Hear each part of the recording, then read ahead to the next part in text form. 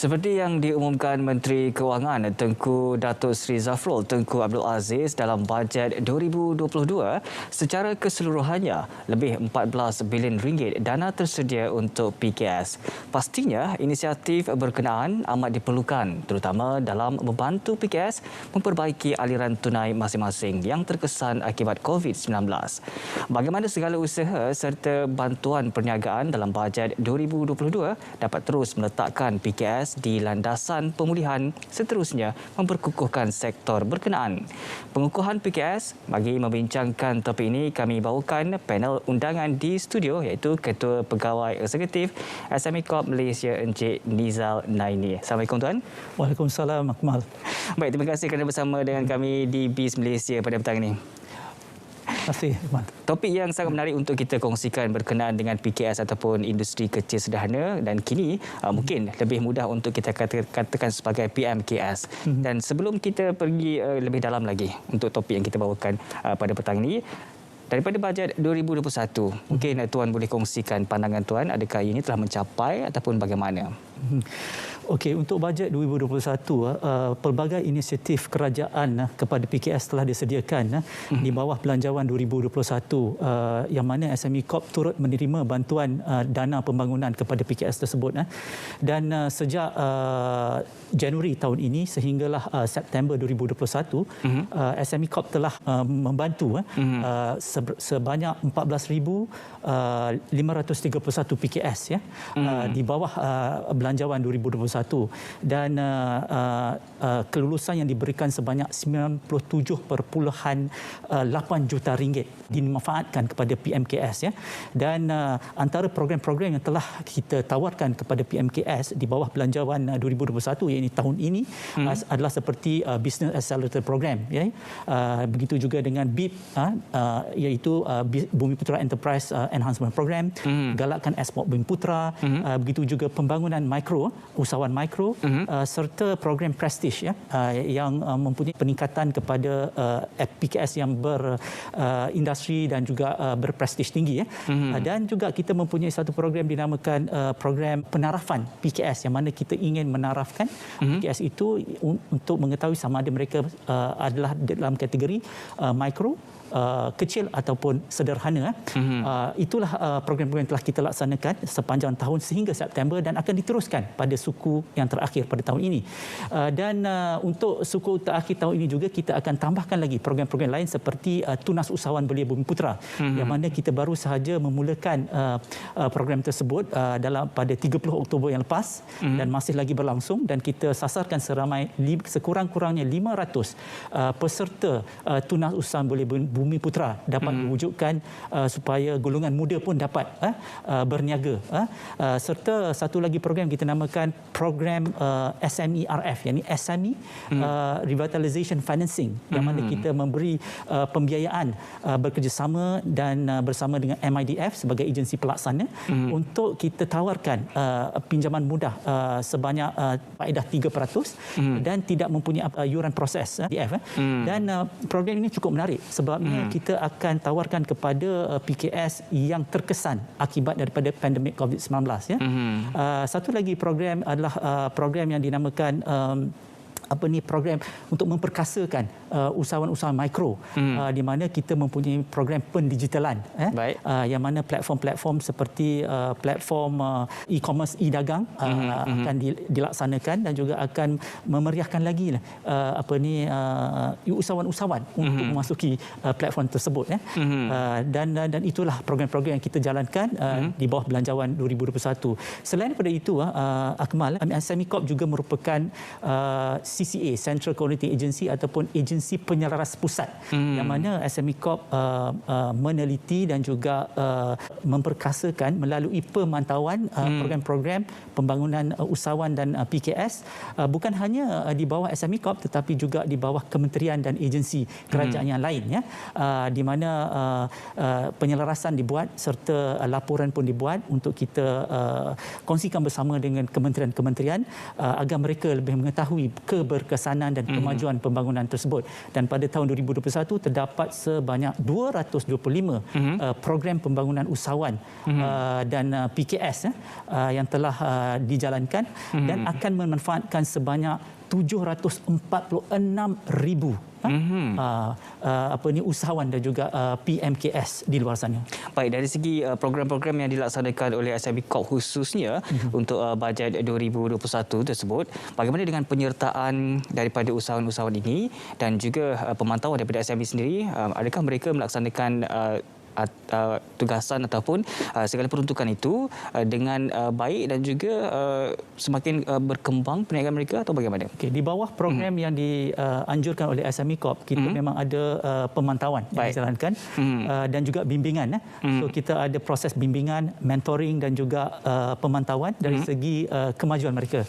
Dan contohnya kita mempunyai Tunas Usahawan Belia Bumi Putra, program yang telah baru kita mulakan pada 30 Oktober baru ini. Baik. Selepas mereka menjalani latihan keusahawanan, mereka akan diberi geran permulaan. Dan dengan geran permulaan itu kita akan pantau kemajuan mereka, sama ada mereka memerlu lagi bantuan dari segi khidmat nasihat dan sebagainya. Dengan itu kebanyakan program di bawah SME Corp ini mempunyai proses pemantauan dan juga bimbingan yang seterusnya.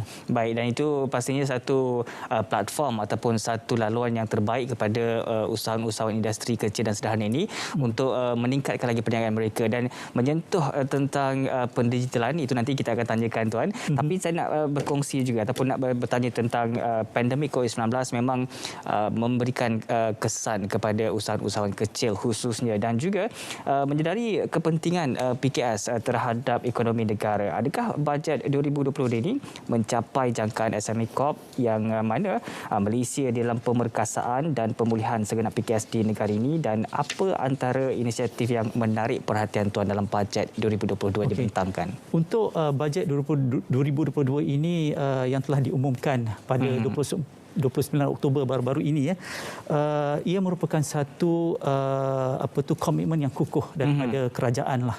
Dan kerana kalau kita tengok populasi PMKS ini adalah 97.2%, merupakan angka yang begitu besar, sebanyak 1.15 juta entiti perniagaan yang merangkumi PMKS. Dan bajet yang telah diumumkan baru-baru ini dan kita telah membuat analisa daripada 332 bilion ringgit yang telah diumumkan untuk 2022 secara keseluruhannya, sebanyak 49.9 bilion ringgit telah dikhususkan kepada PMKS, ya. Dan daripada 49.9 bilion ini yang terbesarnya adalah akses kepada pembiayaan, ya. Banyak program-program akses kepada pembiayaan, umpamanya seperti 8 bilion ringgit di bawah program SJPP, Syarikat Jaminan Pembiayaan Perniagaan, untuk diberikan sebagai jaminan kepada PMKS dan perniagaan yang lain. Begitu juga dengan program yang mana Khazanah Nasional ingin menyuntik sedikit dana yang telah diperuntukkan sebanyak 3 bilion ringgit kepada syarikat-syarikat yang maju, termasuklah PKS yang terkesan daripada akibat pandemik COVID-19 ini. Begitu juga program-program yang lain. Banyak program-program pembiayaan yang akan ditawarkan kepada PMKS. Di samping akses kepada pembiayaan, bajet 2022 juga menekankan juga kepada pembangunan modal insan, ya. Dan 10.1 bilion ringgit juga telah diperuntukkan secara keseluruhannya kepada pembangunan modal insan, termasuk latihan-latihan yang akan diberikan kepada PMKS, ya. Dan salah satu jurang yang kita dapati adalah berkenaan dengan jurang kualiti graduan ataupun orang yang ingin mencari kerja berbanding dengan apa yang diminta oleh industri, ya. Dengan itu saya rasa satu penambahbaikan telah dibuat oleh pihak kerajaan, iaitu program TVET, yang mana peruntukan sebanyak 6.6 bilion ringgit juga telah diperuntukkan agar pembangunan modal insan di bawah program TVET ini dapat diteruskan dan dapat mengimarahkan lagi kita punya ekonomi, ya. Dan di samping Akmal, akses kepada pembiayaan saya dah cover, modal insan, dan satu lagi adalah berkenaan dengan pendigitalan, ya. Pendigitalan ini merupakan satu agenda nasional, Dan kita dapati during this pandemic COVID-19 banyak perubahan-perubahan berlaku disebabkan oleh teknologi dan juga pendigitalan operasi perniagaan kecil dan sederhana ini. Dan sebanyak 400 juta ataupun 0.4 bilion ringgit juga telah diperuntukkan untuk mendigitalisasi perniagaan PMKS. Dan SME Corp Malaysia telah membuat satu kajian bersama dengan Huawei sebelum pandemik COVID-19 yang mana kita ketahui hanya 20% sahaja PMKS yang mendigitalisasikan operasi perniagaan mereka berbanding dengan 90% secara purata mereka mempunyai peralatan ataupun peranti seperti komputer, notepad, smartphone. Jadi dia punya proportion tu tak sama. So kita ingin melihat PMKS lebih mendigitalisasikan operasi mereka supaya lebih produktif, ya.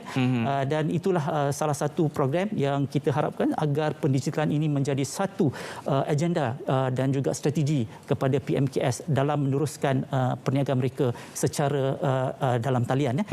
Baik, memang sangat menarik juga tentang menyentuh tentang pendigitalisasian itu merupakan salah satu item ataupun perkara yang sangat penting ketika ini dan juga di masa hadapan, dan insya-Allah kita akan kembali semula untuk kita tanyakan lebih mendalam lagi tentang digitalisasi ini, dan juga kita nak tahu juga berkenaan dengan peruntukan yang besar bagaimana untuk menyasarkan kepada penerima yang terbaik. Tapi kita akan berhenti rehat seketika, tuan. Untuk anda semua terus setia bersama dengan BIS Malaysia kembali selepas ini. Saya berpeluang bertemu dengan Encik Kamarul Muhammad, pengasas syarikat Aerodyne Group di Cyberjaya, dan berasa amat kagum dengan perkembangan syarikat Bumiputra ini. Syarikat Aerodyne telah memulakan operasi pada tahun 2014 dengan hanya 3 orang pekerja saja. Pada hari ini, Aerodyne telah berkembang pesat dan dinobatkan sebagai syarikat terbesar di dunia dalam industri perkhidmatan teknologi drone.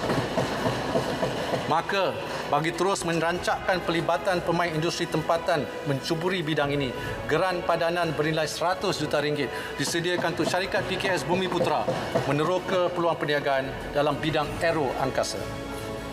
Bagi meningkatkan produktiviti melalui otomasi, kerajaan turut menyediakan 100 juta ringgit bagi geran padanan otomasi pintar kepada 200 syarikat pembuatan dan perkhidmatan untuk mengotomasikan proses perniagaan mereka.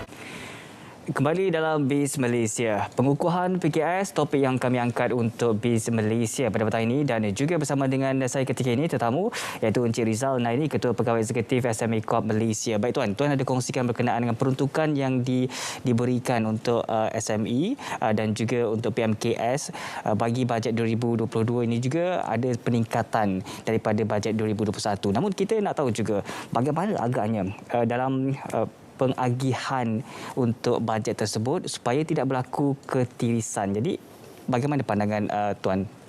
Okey, bajet 2022 sememangnya dapat merancakkan semula ekonomi perniagaan supaya momentum pertumbuhan ekonomi itu berada pada landasan yang positif, ya. Jadi memang harapan kepada semua penerima-penerima bantuan terutamanya PMKS di luar sana ingin melihat apa yang telah dirancangkan oleh pihak kerajaan itu sampai kepada PMKS, ya. Dan untuk memantau perkara ini di bawah Kementerian Pembangunan Usahawan dan Koperasi, ya, yang mana SME Corp adalah salah satu agensinya, sebuah jawatan kuasa khas telah diwujudkan untuk ini menyelaras dasar-dasar agensi kerajaan, begitu juga untuk melihat program-program ataupun skim-skim yang sedia ada.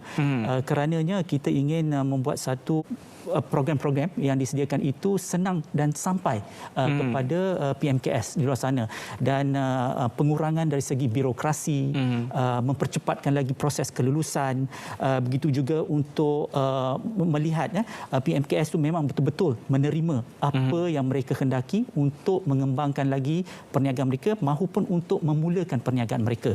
Itu salah satu jawatan kuasa khas telah diwujudkan.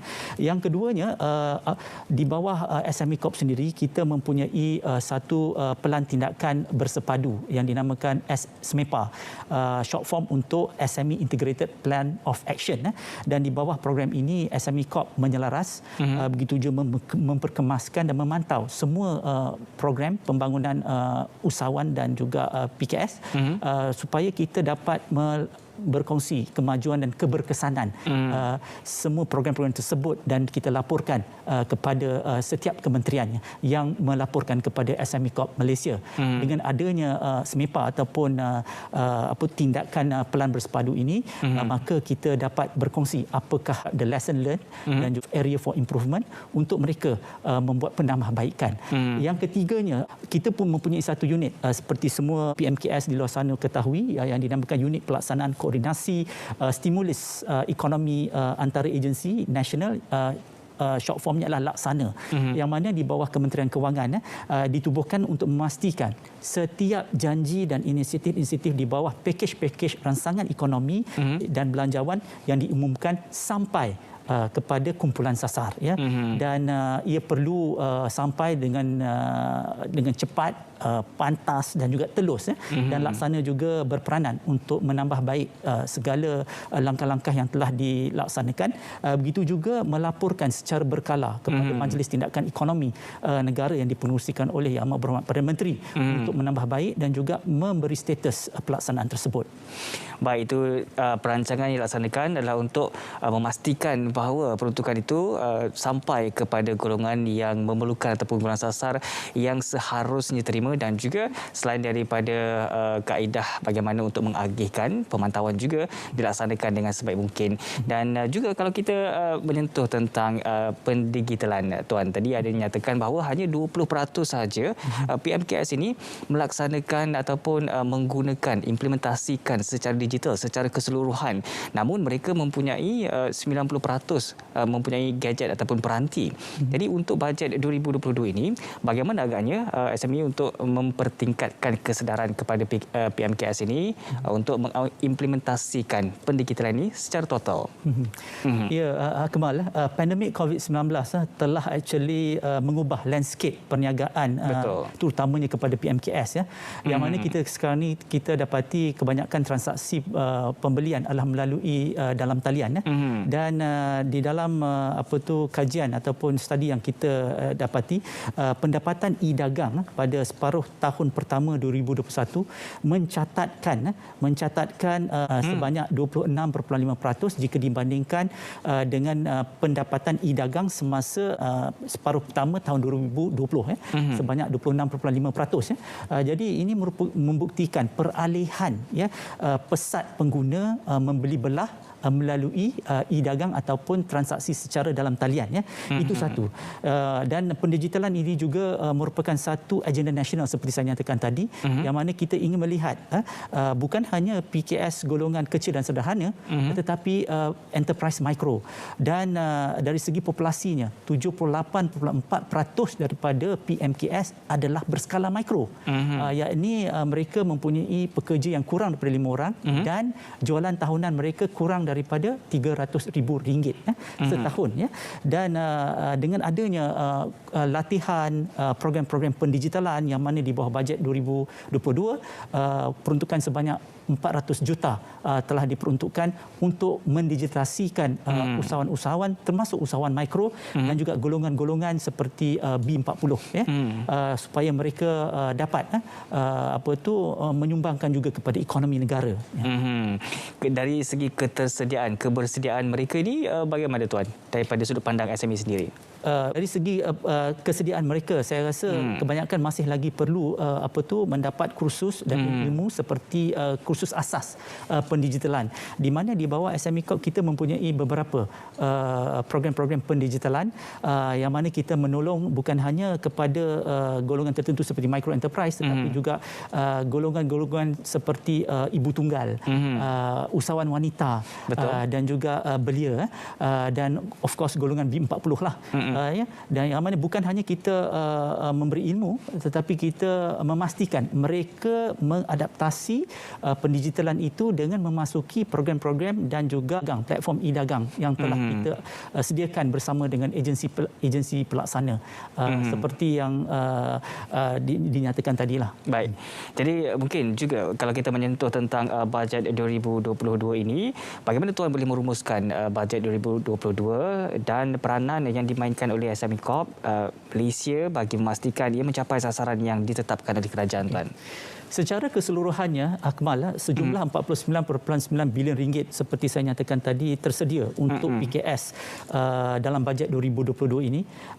Ianya menjadi pemangkin kepada pembaharuan untuk SME ataupun PKS termasuk enterprise mikro bangkit semula dan menyumbang kepada ekonomi supaya ia menjadi lebih berdaya saing dan juga terutamanya di dalam proses pemulihan ketika ini dan 3 strategi utama yang kita perlu ataupun telah nyatakan adalah berkenaan dengan 3R. Iaitu recovery, resilient dan juga reform. Dalam bahasanya adalah pemulihan, membina daya tahan serta memacu pembaharuan reform dan bajet 2022 juga dilihat mampu melonjak pertumbuhan ekonomi dan mentransformasikan PMKS ini sebagai pemacu pertumbuhan baru sekaligus meningkatkan sumbangan PKS kepada ekonomi. Ini sejajar dengan sumbangan sebanyak 45% kepada KDNK sebagai sasaran pada tahun 2025 serta sasaran sebanyak 25% sumbangan PMKS kepada ekspor negara. Dan dalam hal ini usaha SME Corp Malaysia ditumpukan untuk melonjakkan keupayaan usahawan dan perusahaan ini melalui program-program yang telah kami tawarkan dan juga kita mempunyai satu portal dinamakan My Assist MSME. Portal ini adalah untuk memberi khidmat nasihat kepada usahawan dan PMKS di luar sana untuk mendapat bantuan dan maklumat bukan hanya untuk program-program SME Corp tetapi program-program di bawah kementerian-kementerian dan agensi yang lain juga. Baik, itu salah satu platform untuk mereka mendapatkan informasi dan juga sebagainya. Dan mungkin ada lagi platform-platform yang lain mereka boleh dapatkan bantuan ataupun informasi secara langsung menerusi SME. Mungkin ada media sosial dan juga sebagainya. Bagaimana SME Corp mempunyai media sosial, Instagram, begitu juga dengan Facebook. Baik. Dan kita mempunyai website kita sme.gov.my di mana usahawan di luar sana ataupun PMKS di luar sana bolehlah melayari website kita untuk mendapat maklumat lanjutlah. Dan ini merupakan salah satu penyampaian yang kita buat kepada PMKS dan alhamdulillah sambutannya begitu baik sekali dari segi viewers dan juga pengunjungnya. Dan dengan adanya penyampaian yang berkesan, saya harap PMKS di luar sana dapat menggunakan bantuan-bantuan ini dengan lebih berkesan untuk mereka meneruskan perniagaan mereka dan mengembangkan lagi perniagaan mereka menjadi lebih berdaya saing, berdaya maju serta berinovatif. Baik, mungkin sebagai terakhir kita nak bagi juga kepada PMKS yang ketika sedang menonton mungkin terkesan untuk membangkit semula, apa inisiatif ataupun semangat yang perlu kita berikan kepada mereka? Itu saja secara kesimpulannya. Semangat dia bangkit semula itu adalah satu tema yang begitu orang cakap santai tetapi very berkesan lah. Betul. Dan dengan bangkit semula ni kita ingin melihatlah PMKS tu bukan hanya boleh bangkit tapi berinovatif. Itu penting. Kerana dengan ada inovasi ni maka mereka boleh mengembangkan lagi perniagaan mereka. Dan program-program inovasi di bawah SME Corp dan juga di bawah Kementerian Pembangunan Usaha dan Koperasi memang tersedia untuk mereka sertai. Baik, itu saja. Inovasi itu penting untuk membangkitkan semula perniagaan mereka. Terima kasih kita ucapkan kepada Encik Rizal Nani, Ketua Pegawai Eksekutif SME Corp Malaysia untuk perkongsian yang diberikan. Dan Bual Bis itu tadi menutup Bis Malaysia edisi 9 November 2021. Teruskan kesihatan anda bersama RTM untuk menonton rancangan yang menarik selepas ini. Amalkan kawalan kendiri serta terus patuhi SOP. Sebagai keluarga Malaysia, marilah kita terus berganding bahu memulihkan negara. Lindung diri, lindung semua. Saya Akmal Hafiz Suslan. Jumpa lagi.